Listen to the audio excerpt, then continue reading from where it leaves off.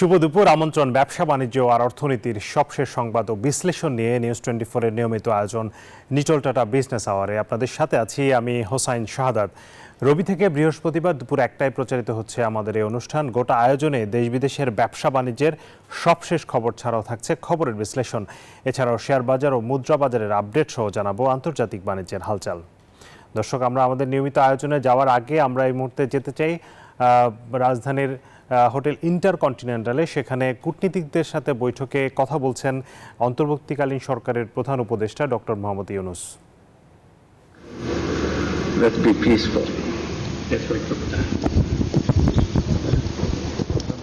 We will be close to normalcy within a short period, I hope. And we're very এক second please একটু রাখেন। এক second লাইভে ঢুকেন না। has also resumed their operations. The armed forces will continue to serve the power as long as the situation orders. Our government remains pledge-bound to ensure safety and security of all religious and ethnic groups. We've also made it a priority.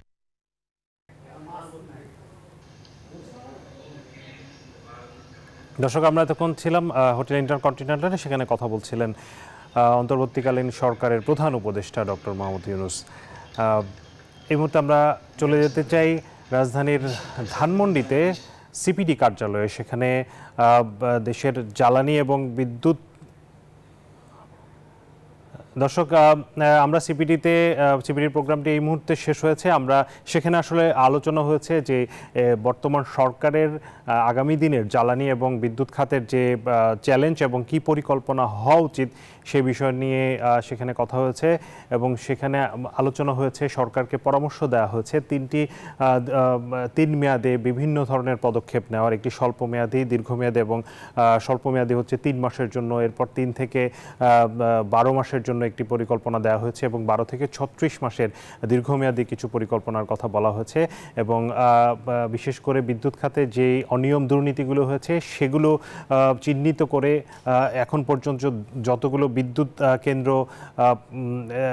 অনুমোদন দেওয়া হয়েছে সেই অনুমোদনগুলো আসলে স্বচ্ছ প্রক্রিয়া দেওয়া হয়েছে কিনা সে বিষয়গুলো খতিয়ে দেখা এবং এর যদি বাংলাদেশে বিদ্যুৎ উৎপাদনের, আপনারা জানেন যে বিদ্যুৎ উৎপাদনের খরচ অনেক বেশি, সে খরচ আসলে কেন বেশি, কতটা বেশি, সেই বিষয়গুলো সবগুলো বিষয় অনুসন্ধান করে এর পেছনে যদি যারা দায়ী রয়েছে তাদেরকে জবাবদিহিতার আওতায় আনা, বিচারের আওতায় আনার কথা সিপিডি বলছে। এবং এই বিষয়গুলো নিয়ে আমরা কথা বলবো এবং এর কারণে গত আসলে 15 বছরের জ্বালানি এবং বিদ্যুৎ খাতে যে অনিয়ম এবং দুর্নীতি হয়েছে তার ফল কিন্তু ভোগ করছে দেশের শিল্প কারখানা থেকে শুরু করে দেশের মানুষ।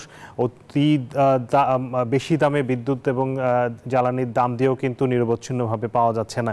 সেটি নিয়ে আমরা কথা বলবো। আমাদের সাথে একজন উদ্যোক্তা যুক্ত হবেন।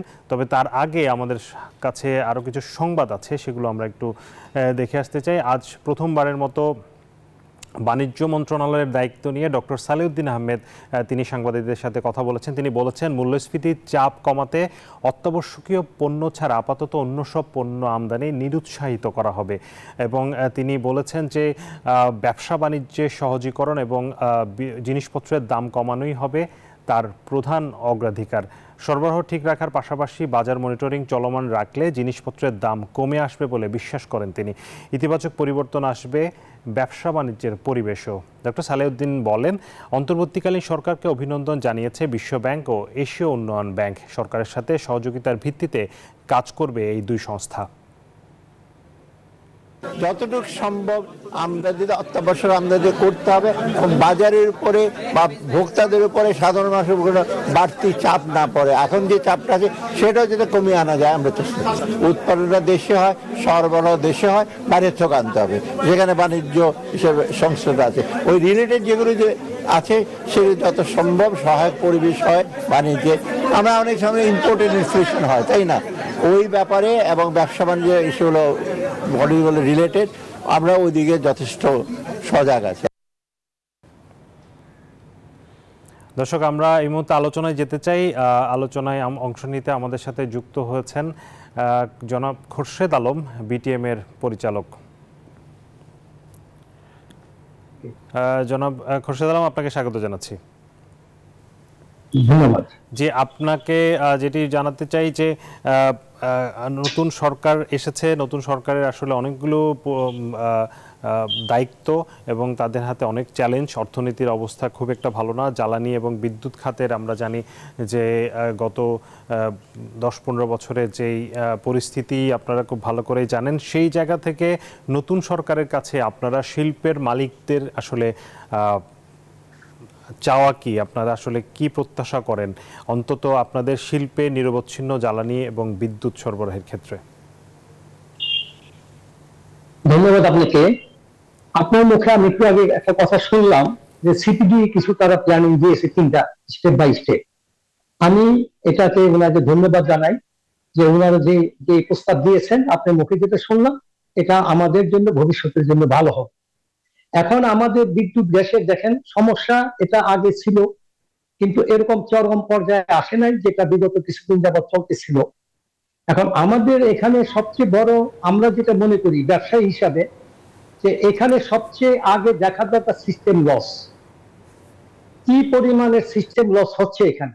এই সিস্টেম লসের জন্য কিন্তু এই যে ক্ষতিগুলা হচ্ছে, এই চুরিগুলা হচ্ছে, এগুলার জন্য আমাদের ব্যবসায়ীদের উপরে এই মূল্যটা দিতে হচ্ছে। তবে সবার আগে আমরা বলবো এই নতুন যে সরকার আমাদের আসছে ওনাদের কাছে আমরা খুবই আশাবাদী যে এখানে যারা আসছেন তারা বিজ্ঞ, তারা কোনো রাজনৈতিক দলের সঙ্গে জড়িত না, অর্থনীতিবিদ, এবং এই দেশের অর্থনীতির জন্য তারা কাজ করবেন এটা আমরা বিশ্বাস করি এবং আমরা ওনাদের সবসময় সহযোগিতা করতে রাজি আছি বা করব। এখন আমাদের এই যে আমরা এত বছর যেটা দেখেছি, এখানে সবচেয়ে বড় জিনিসটা বাধা আমাদের যেটা হয়েছে সেটা হলো যে এখানে সিস্টেম লসটাকে কখনো এটা গুরুত্ব আকারে দেখা হয় নাই। এখন আপনার 20% 22% যদি সিস্টেম লস হয়, সেই টাকাটা আমাদের এই যারা আমরা এই গ্যাস বা বিদ্যুৎ ব্যবহার করি এই মূল্যটা আমাদের উপরে চলে আসে। অতএব আমি সর্বপ্রথম নতুন সরকারের কাছে আমার একটা আবেদন থাকবে যে আপনারা এই সিস্টেম লস বন্ধ করার জন্য যথাযথ ব্যবস্থা গ্রহণ করবেন গ্যাস এবং বিদ্যুৎ দুইটা খাতে। এবং এখানে আমি মনে করি সেনাবাহিনীকে সম্পূর্ণ দায়িত্ব দিলে এই জিনিসটাকে বের করে আনা যাবে যে কোথায় এই লস গুলা হয়েছে প্রতিটা জায়গায়। এখানে ছোট থেকে আরম্ভ করে বড় পর্যন্ত যারা গ্যাসের সঙ্গে অফিসের সঙ্গে জড়িত, যারা মিটার রিডিং এ আছে, সম্পূর্ণ লোকগুলো এখানে জড়িত আছে সিস্টেম লসের জন্য। আমার এটা হলো সর্বপ্রথম ওনাদের কাছে আমাদের দাবি যে আপনারা সিস্টেম লসটা বন্ধ করার জন্য এখানে বিজ্ঞ সেনাবাহিনীর উপরে আমাদের আস্থা আছে, এটাকে সেনাবাহিনীর হাতে দিয়ে মিনিমাম এটাকে ধরেন 2টা বছরের জন্য হইলো সেনাবাহিনীর হাতে দিয়ে এটা পরীক্ষা করে দেখতে হবে কোথায় কোথায় এই সিস্টেম লস হচ্ছে। এখন আসি আমি যে দেখেন মূল্য বৃদ্ধি যে হয়েছে আমাদের টেক্সটাইল বিল, আপনারা জানেন বাংলাদেশ একটা টেক্সটাইল খাত, যে খাতটা দিয়ে আমরা আরএনজিতে এই এক্সপোর্টের জন্য বহু টাকা ডলার এসেছে। এটা কিন্তু এই ডলার আসার পিছনে আপনি 3টা খাত থাকে, একটা এক্সপোর্ট, একটা হলো ওয়াজ আনার্স, আর একটা হলো আপনার ফরেন লোন। কিন্তু আপনি দেখবেন যে আমাদের যে এক্সপোর্ট বৃদ্ধি হয়েছিল, আমরা যে আরম্ভ করেছিলাম এই এক্সপোর্টের ব্যবসা 1981 থেকে, তখন আমাদের গ্যাস খুব সস্তা গ্যাস ছিল, 2 টাকা 2.5 টাকা দাম ছিল, যার জন্য এই খাতটা দ্রুতভাবে এটাকে চলে আসছিল মার্কেটে এবং বিদেশের বাজারে এটা একটা বাজার করে নিয়েছিল। এই মুহূর্তে আমাদের যে গ্যাসের অবস্থা এবং গ্যাসের যে বিতরণ এবং গ্যাসের এখানে যে কি ধরনের দুর্নীতি হয়েছে এটা আমরা এখন কিভাবে বলবো, এটা এখন এই সরকার এটা আমরা চাই যে আপনারা বের করে আমাদেরকে দেন, আমরা অন্তপক্ষে জানি যে কোথায় এই গন্ডগোলটা হয়েছে। দেখেন আপনি আমার কাছে যে তথ্য আছে বিগত 5 বছরে আপনার গ্যাসের মূল্য বাড়ছে 188%। এবং আমাদের এই গ্যাসের যে আপনি বিক্রি করতেছেন একটা ইন্ডাস্ট্রির জন্য, আমাদের শিল্পের জন্য, ধরেন আমাদের টেক্সটাইল আছে, অন্যান্য শিল্প আছে, আমাদের প্রত্যেকটা আইটেমের উপরে কস্টিং করতে হয় বিদেশের কাছে, ক্রেতার কাছে বিক্রির জন্য।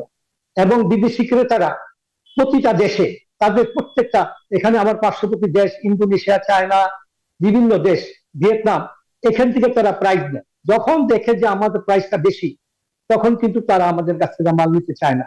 আমাদের প্রাইসটা বেশি কি জন্য হচ্ছে?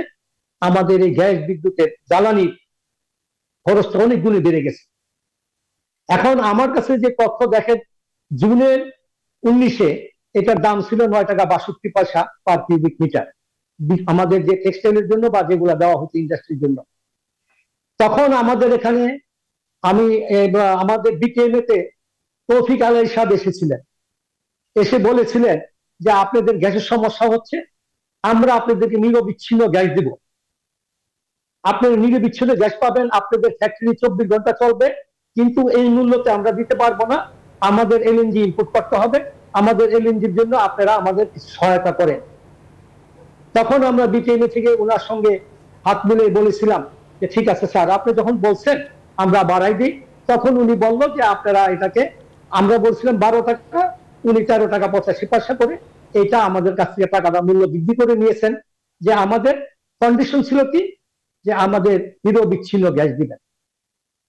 এখন যদি আমি বলি, অতি দুঃখের সঙ্গে বলতে হয় যে উনি যে কমিটমেন্টটা বলেছিলেন সেই কমিটমেন্টটা উনি রক্ষা করেন না। রক্ষা করেন মানে 1% রক্ষা করেন না। আমি বলতে অসুবিধা নাই, কারণ হচ্ছে আমি আমার ব্যবসায় সম্পর্কে বলবো, আমি কোনো রাজনীতি করি না, কিন্তু উনি যে কথাটা বলে আমাদের কাছে রেটটা নিয়েছেন এটা অত্যন্ত দুঃখজনক। ওনার উপরে আশা করে আমরা অনেক অর্ডার নেওয়ার জন্য আগাইছিলাম, কিন্তু সেগুলো আমরা নিতে পারি নাই। অনেক ফ্যাক্টরি ডিএমআরই করার কথা ছিল, ডিএমআরই করার জন্য ইনভেস্ট করে মেশিন আনা হয়েছে, সেই মেশিন গুলা চালু করা হয় নাই। এখনো দেখেন যে উনি যে বলছে, আপনি তো জানেন একটা ফ্যাক্টরি করতে বা ডিএমআরই করতে 2-3 বছর লাগে। ওনার এই কথার উপরে আমরা অনেক ইনভেস্টমেন্ট করেছিলাম, মেশিন পত্র ইম্পোর্ট করে এনে এখনো অনেক মেশিন চালু করতে পারি নাই, বা আমাদের বিকেএমএর মেম্বাররা পারে নাই গ্যাসের জন্য। এখন উনার একটা কথার উপরে আমাদের কত দিকে লস হলো, একদিকে প্রোডাকশন লস, আরেক দিকে ইনভেস্টমেন্ট করে আমরা বসে আছি যে এখান থেকে গ্যাস পাবো। এই টাকাগুলা ব্যাংকের, এবং কত টাকা হয়েছে আমি আপনাকে বলি। উনি যখন বলছেন তখন মনে করেন 90 টাকা 94 টাকা এরকম ডলারের রেট ছিল। ওই সময় আমরা এলসি গুলো করেছি ইন্ডাস্ট্রির মেশিনারি আনার জন্য।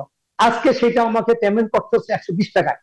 দ্যাট মিনস আমাকে 35% আমাকে এডিশনাল কস্ট এখানে অ্যাড করতে হচ্ছে ওনার একটা কথার উপর আমরা বিশ্বাস করি। তো একটা যিনি আপনার তৌফিক আলাই সাহেব, আপনি জানেন উনি উপদেষ্টা ছিলেন, তো একটা উপদেষ্টা যদি আমাদের এই ভুল একটা বার্তা দেয়, তা আমরা কোথায় যাব? জি, জনাব খোরশেদ আলম আপনার কাছে এই বিষয় নিয়ে আবার আসবো। এই যে আপনাদেরকে ভুল বার্তা দেওয়া হয়েছে এবং এর জন্য আপনারা আসলে লোকসান করেছেন, এখন আসলে কি করণীয় নতুন সরকারের কাছে, সেই বিষয় নিয়ে আপনার কাছে শুনবো।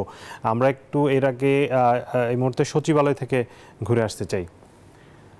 দর্শক, আমরা একটু সচিবালয়ে যেতে চাই। সেখানে বাণিজ্য এবং অর্থ উপদেষ্টা ডক্টর সালেউদ্দিন আহমেদ কিছুক্ষণ আগেই সাংবাদিকদের সাথে কথা বলেছেন। তার আগে তিনি এশিয়া উন্নয়ন ব্যাংকের সাথে বৈঠক করেছেন। সে বৈঠকে কি আলোচনা হয়েছে সে বিষয়গুলো নিয়ে আমরা জানবো। আমাদের সাথে যুক্ত হচ্ছেন সহকর্মী শাহনাজ ইয়াসমিন। ইয়াসমিন, আপনাকে স্বাগত জানাচ্ছি এবং আপনার কাছ থেকে একটু জানতে চাই বিস্তারিত তথ্য। অর্থ উপদেষ্টা তিনি প্রথমবারের মতো আজকে বাণিজ্য মন্ত্রণালয়ের দায়িত্ব নিয়েছেন, নতুন করে ওনাকে দায়িত্ব দেওয়ার পর তিনি আসলে বাণিজ্যের বিষয়ে কি বলেছেন? বিশেষ করে মূল্যস্ফীতি নিয়ন্ত্রণের কথা আমরা সংবাদে জানাচ্ছিলাম, এটি আসলে সবচেয়ে বড় চ্যালেঞ্জ এই মুহূর্তে, এবং নতুন করে ব্যবসা বাণিজ্য আবার বৈদেশিক বাণিজ্য চাঙ্গা করার ক্ষেত্রে, রপ্তানি বাড়ানোর ক্ষেত্রে কোনো ধরনের পদক্ষেপের কথা বলেছেন কিনা, আর এশিয়া উন্নয়ন ব্যাংকের সাথে কি আলোচনা হয়েছে আমাদের জানাবেন।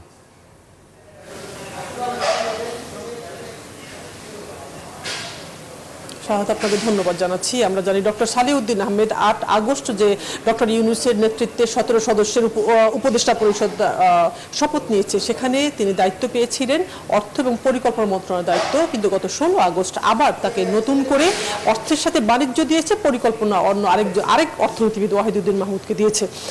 আজকে প্রথমে সকালে ডক্টর সালেউদ্দিন আহমেদ গিয়েছে পরিকল্পনা মন্ত্রণালয়, কারণ আজকে সেখানে দায়িত্ব তার হস্তান্তর করার কথাও, সেখানে এডিবির সাথে বৈঠক ছিল। তার সেই বৈঠকটি অর্থ মন্ত্রণালয় হওয়ার কথা থাকলেও পরিকল্পনা মন্ত্রণালয় করেছে, কারণ আমরা জানি আগারগাঁয়ে আছে অর্থ পরিকল্পনা মন্ত্রণালয় এবং এডিবির অফিসটা ঠিক কাছাকাছি, সে কারণে সেখানে বৈঠক করেছে। বৈঠক শেষে সচিবালয়ে উনি এসেছেন, এসে অর্থ মন্ত্রণালয় প্রথম এসেছেন, এরপর উনি বাণিজ্য মন্ত্রণালয় যাবেন এবং এসে সাংবাদিকদের সাথে তিনি কথা বলেছেন। প্রথম কথা যেটা বললেন, এডিবির সাথে যে বৈঠকটি হয়েছে সেখানে উনি খুব পরিষ্কার করে বললেন যে এডিবি এই সরকারকে অভ্যর্থনা জানিয়েছে, স্বাগত জানিয়েছে, এবং এডিবির যেসব প্রকল্প এখন চলমান রয়েছে সেগুলো এডিবি অবশ্যই শেষ করবে এবং নতুন নতুন প্রকল্প নিয়ে নিয়ে অন্তর্বর্তীকালীন সরকারের সাথে এডিবি কাজ করতে আগ্রহের কথা জানিয়েছে।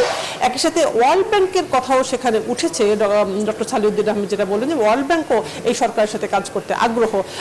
তিনি বললেন যে আসলে আমি যেহেতু অর্থনীতিবিদ, আমার অনেক বিষয় আগে থেকেই অভিজ্ঞতা আছে, সেটা হলো অর্থের বিষয় আছে, বাণিজ্যের বিষয়টাও আছে, এবং এই যে বৈদেশিক বিভিন্ন প্রতিষ্ঠানগুলোর সাথে যোগাযোগের বিষয়টাও যেহেতু উনি বাংলাদেশ ব্যাংকে ছিলেন, সেগুলো ওনার অভিজ্ঞতা থেকেই উনি বললেন যে সেই অভিজ্ঞতাগুলো নিশ্চয়ই আমার এখন কাজে লাগবে।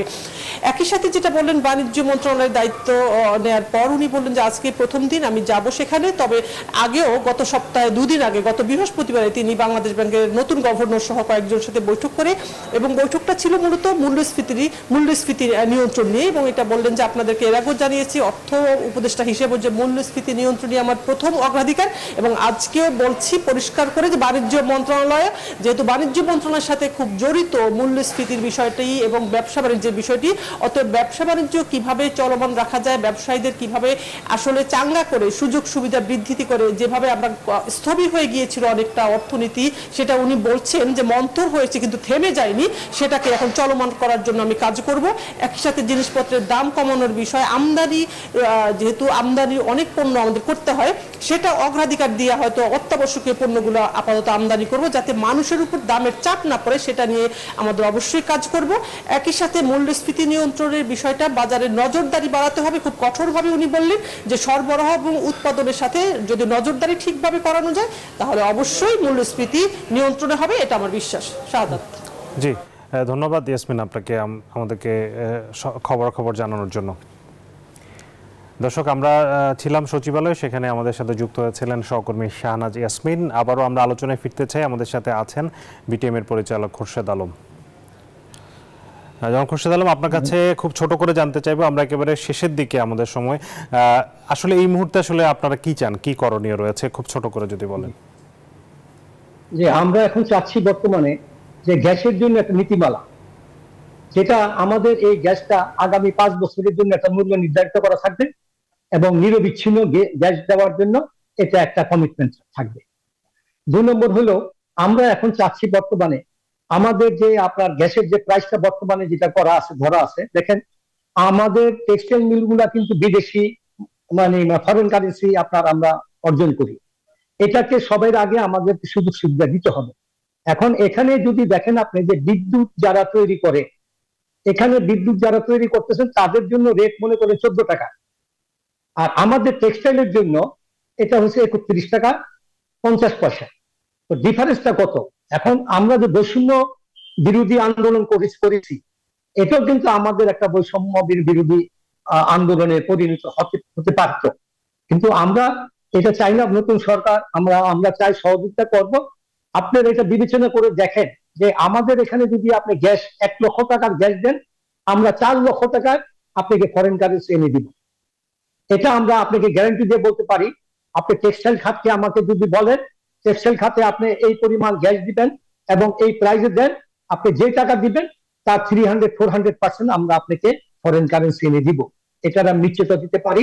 2 নম্বর হলো যে প্রাইসটা আমরা বললাম, সেটার জন্য আপনার ধরেন আমাদের এখন এই যে মিলগুলোতে ক্ষতি হচ্ছে, এটার ব্যাপারেও আপনাদের দেখতে হবে। আমাদের এই নিরবিচ্ছিন্ন গ্যাস না থাকাতে আমাদের 1 গজ কাপড় নষ্ট হলে 16 টাকা আমাদের ভর্তুকি দিতে হয়, এগুলো আমরা চাচ্ছি না। এখন আমরা দেখতে পাচ্ছি যে এই নতুন সরকার আসছে, তাদের সামনে অনেক কিছু আছে যেগুলা পুরানো জিনিস, এগুলো ঠিক করতে হবে। এখন আমরা শুনতে পেয়েছি আজকে নিউজ পেপারে যে শ্রমিক যে আমাদের এলএনজি দেওয়ার কথা আজকে 1 মাসের উপরে হয়েছে, আমাদের দিচ্ছে না, যার জন্য আমাদের মিলে এখন প্রেশার নেমে 0 বা 1.5। তো এখন প্রতিটা জিনিসে দেখেন আপনার যদি ডিলে হয়, আপনি কিন্তু ডিলে চার্জ আমাদের কাছ থেকে নেন। আমি গ্যাসের বিদ্যুৎ আপনি গ্যাসের বিল যদি দিতে না পারি, আপনি নিচে দিয়ে দিচ্ছেন, এটাকে লেট ফি দিতে হবে। আমি কি শ্রমিকের কাছে টাকা দাবি করতে পারি কিনা যে আপনি আমাকে সময় মতন গ্যাস দিচ্ছে না, আমার মিলে ক্ষতি হয়েছে, সেটার জন্য আপনি আমাকে প্রতিদিনের জন্য পার কিউবিক মিটারে এত টাকা ক্ষতিপূরণ দিবেন? এটা আমি বলবো যে আপনার যে আমরা বৈষম্য যেটা বলতেছি কেন হবে না, আপনি আমার কাছ থেকে নিবেন, ওনার কাছ থেকে আমরা দাবি করতে পারবো না।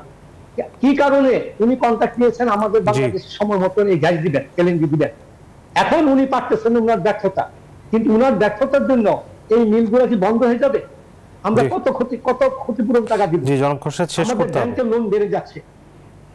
জি হ্যাঁ, তা আমার শেষ বক্তব্য হলো যে আমরা এই নতুন সরকারের কাছে আমাদের নিরবিচ্ছিন্ন গ্যাস এবং অবশ্যই যাতে নিরবিচ্ছিন্ন গ্যাস এবং বিদ্যুৎ সরবরাহ আমাদের সহযোগিতা চাই।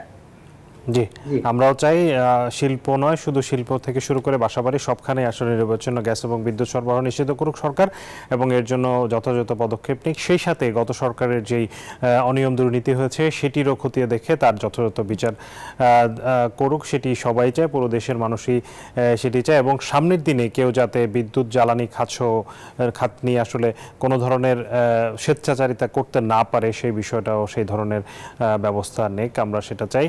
আপনাকে অসংখ্য ধন্যবাদ জনাব খোরশেদ আমাদেরকে সময় দেওয়ার জন্য। এটি আমাদের দাবি। দর্শক, আমরা আলোচনা করছিলাম বিদ্যুৎ এবং জ্বালানি খাত নিয়ে। আমাদের সাথে যুক্ত ছিলেন বিটিএম এর পরিচালক খোরশেদ আলম। এই মুহূর্তে সময় হলো একটা বিরতির, ফিরবো একটু পর, সাথেই থাকুন। আবারও স্বাগত জানাচ্ছি নিটল ডাটা বিজনেস আওয়ারে। এবারে জানাবো শেয়ার বাজারের খবর।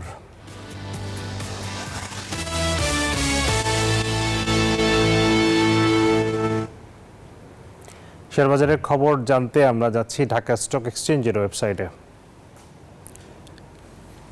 ঢাকা স্টক এক্সচেঞ্জে গত কয়েকদিন ধরেই কিন্তু পতন লক্ষ্য করছি আমরা, অর্থাৎ গত সপ্তাহের শেষ দুই দিনও দেখেছি সূচকের নিম্ন প্রবণতা এবং লেনদেনের পরিমাণও কিন্তু এর আগের কয়েকদিনের চেয়ে কিন্তু কমেছে।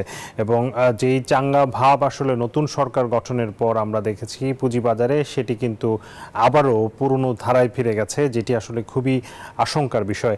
এবং এটি কেন হচ্ছে এই বিষয়টা আসলে বিশ্লেষণের দাবি রাখে। আজকের দিনে আমরা যেটি দেখছি, এই মুহূর্তে বড় ধরনের পতন হয়েছে, 138 পয়েন্ট কমেছে ঢাকা স্টক এক্সচেঞ্জে। এটি আসলে বিশাল পতন। এবং এই পতন আসলে কেন হয়েছে আমরা আসলে এখনই সেটি বলা যাচ্ছে না, সেটি অনুসন্ধান করে আসলে দেখতে হবে যে কি কারণে এত বড় পতন হয়েছে। ডিএসইএক্স ইন্ডেক্স 5765 পয়েন্টে অবস্থান করছে। ডিএসই সরিয়া ইন্ডেক্সও কমেছে 30 পয়েন্টের বেশি। ডিএস30 কমেছে 57 পয়েন্টের বেশি। এটি আসলে ঢাকা স্টক এক্সচেঞ্জে অর্থাৎ দেশের পুঁজিবাজারে বড় ধরনের ধসই বলতে হবে। এবং লেনদেনে অংশ নেওয়া কোম্পানিগুলোর মধ্যে দাম বেড়েছে মাত্র 13টির, কমেছে 368টির এবং অপরিবর্তিত আছে 14টি কোম্পানির শেয়ারের দর। এবং লেনদেনের পরিমাণও কিন্তু বেশ কম, 402 কোটি টাকা এখন পর্যন্ত লেনদেন হয়েছে। দর্শক, পুঁজিবাজারের পর মুদ্রা, স্বর্ণ ও রূপার বাজারের আপডেট ও দরদাম জানাতে চাই। শুরুতেই মুদ্রা বাজার পরিস্থিতি। মুদ্রা বিনিময় মূল্য আমরা যদি দেখি, মার্কিন ডলার 117 টাকায় কেনা হচ্ছে, বিক্রি করা হচ্ছে 118 টাকায়। যদিও খোলা বাজারে কিন্তু ডলার এই দামে পাওয়া যাচ্ছে না, 125, 124, 123 এই দামে কিন্তু খোলা বাজারে মার্কিন ডলার কেনা বেচা হচ্ছে। ইউরো কেনা হচ্ছে ব্যাংকগুলোতে 125 টাকায়, বিক্রি হচ্ছে 131 টাকায়। পাউন্ডের কেনা দর 144 টাকা, বিক্রয় 150। চীনা ইউয়ান 13 টাকায় কেনা হচ্ছে, বিক্রয় 17 টাকা। সৌদি রিয়াল 29 টাকায় কিনে 31 টাকায় বিক্রি করা হচ্ছে। ভারতীয় রুপির কেনা দর 1 টাকা 32 পয়সা এবং বিক্রয় 1 টাকা 45 পয়সা। মুদ্রার পর সোনার দরদাম জানাবো। 22 ক্যারেট সোনার দাম পড়ছে প্রতি ভরি 1,20,000 টাকারও বেশি। 21 ক্যারেট স্বর্ণ কিনতে গুনতে হচ্ছে 1,14,622 টাকা। 18 ক্যারেটের দাম পড়ছে 98,000 টাকার কিছু বেশি এবং সনাতন সোনা বিক্রি হচ্ছে 81,228 টাকায় প্রতি ভরি। রূপার দরদাম জানাতে চাই। 22 ক্যারেট রূপার দাম পড়ছে 2,098 টাকা, 21 ক্যারেট 2,005, 18 ক্যারেটের দাম 1,714 এবং সনাতন রূপা বিক্রি হচ্ছে 1,282 টাকায়। দর্শক, জানিয়ে দিলাম স্বর্ণ, রূপা এবং মুদ্রার আপডেট ও দরদাম। এই মুহূর্তে বিরতির সময় হলো আরও একটু পরেই ফিরছি, আশা করি সাথেই থাকবেন। বিরতির পর শেষবারের মতো আবারও স্বাগত জানাচ্ছি বিজনেস আওয়ারে। এবারে জানাবো জনপদে শিল্প ও বাণিজ্যের খবর।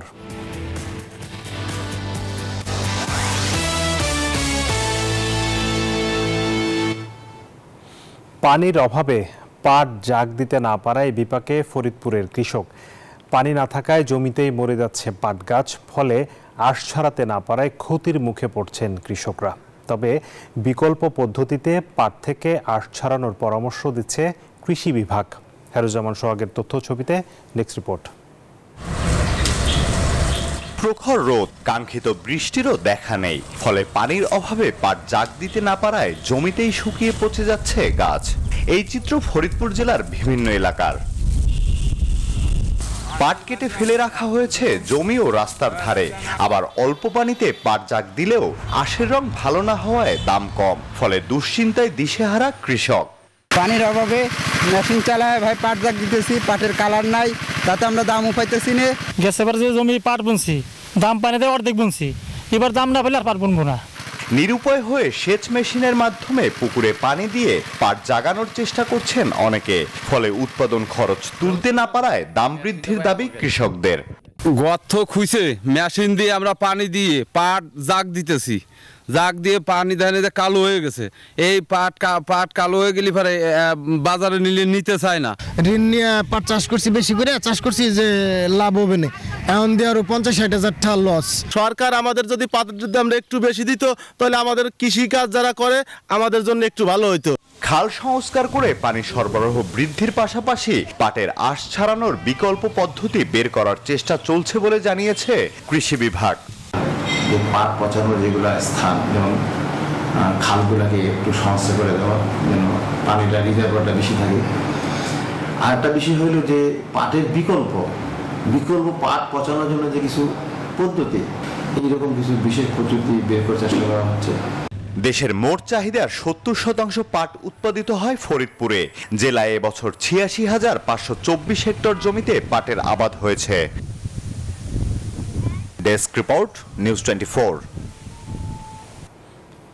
এবারে বিশ্ব বাণিজ্যের খবর।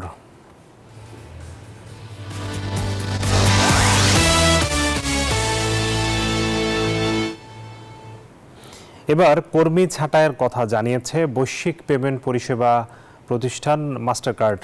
কোম্পানিটির পুনর্গঠন পরিকল্পনা অনুযায়ী এতে প্রভাবিত হবেন বিশ্বের প্রায় 3% কর্মী। মাস্টারকার্ডের এক মুখপাত্রের বরাতে রয়টার্স জানিয়েছে, কোম্পানিটি চলতি বছরের শুরুতেই ব্যবসা পুনর্গঠনে নতুন সিদ্ধান্ত নিয়েছে। এর অংশ হিসেবে 3% অর্থাৎ 1000-এর মতো কর্মী বাদ পড়তে যাচ্ছেন। বার্ষিক প্রতিবেদন অনুযায়ী গেল বছরের শেষ নাগাদ নিউ ইয়র্ক ভিত্তিক মাস্টারকার্ডের কর্মী ছিলেন 33,400 জন। ছাঁটাইয়ের পরিকল্পনাটি মাস্টারকার্ড ধাপে ধাপে বাস্তবায়ন করছে, তবে বেশিরভাগ কর্মীকে বছরের জুলাই-সেপ্টেম্বরের প্রান্তিকে জানানো হবে বাদ দেওয়ার বিষয়টি। দর্শক, এই ছিল বিজনেস আওয়ারের আজকের আয়োজনে। ব্যবসা বাণিজ্যের সবশেষ খবর ও খবরের বিশ্লেষণ জানতে চোখ রাখুন রবি থেকে বৃহস্পতিবার দুপুর 1টায় বিজনেস আওয়ারে। এছাড়া রাত 9টায় সংবাদে বিজনেসের খবরাখবর জানতে আমাদের সাথেই থাকুন। এতক্ষণ সাথে থাকার জন্য সবাইকে ধন্যবাদ।